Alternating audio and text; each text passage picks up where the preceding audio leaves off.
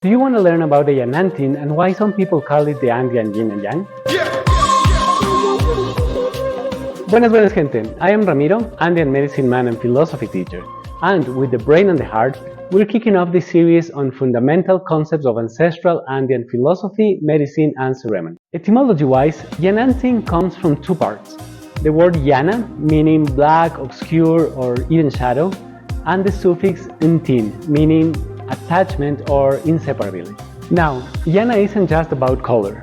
It's also about the unseen, the mysterious, or the occult. Picture trying to peek into a pitch dark room. That's yana territory. It's not about darkness being bad, it's about what we can grasp. Put together yana and ntin and you get something that is attached to an object, that is clearly related to the object that it is attached to, but at the same time it's clearly different from the object. Let's use a dog and its shadow as an example. The dog and its shadow are inseparable and are related enough for us to notice that a shadow belongs to a dog and not to let's say, a chair. However, the dog and its shadow are also clearly different one from the other. In the Andean world, the word Yanantin is used in different ways. And I dare to say it even has kind of a sacred connotation depending on the context. So let's explore some of those different meanings. In Andean philosophy, Yanantin is all about complementary dualism, finding unity in difference.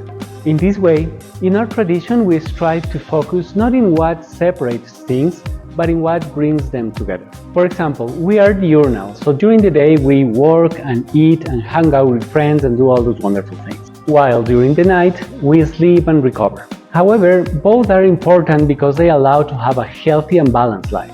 Another example, the highlands of a mountain may allow for a beautiful view, and the lower valleys allow for richer crops.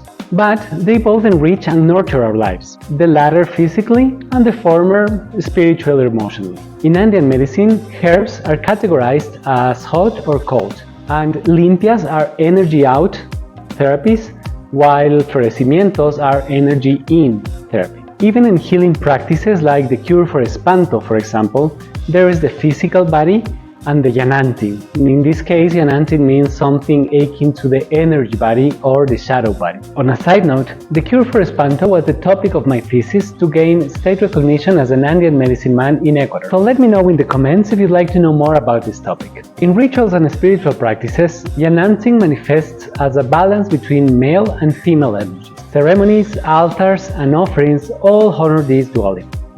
Even in everyday life, like the dynamic between partners, Yanantin thrives. At a retreat center, we honor this principle in every activity. For example, we have two different kinds of microdosing programs. One led by my partner Andrea, using a more warmy energy and methodology, and one led by me, using a more Kari energy and methodology. I still remember the moment Yanantin really clicked for me. One Yachak was teaching us how the concept was used in the sense of a shadow self or the double self of the person.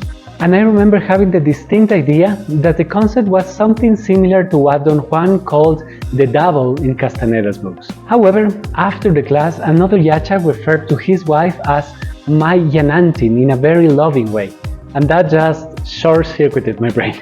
It took me 2 more years to feel that I was starting to have a better grasp of the concept and how it was possible that the same word could be used to refer to your double self as well as to your soulmate, let's call it that way.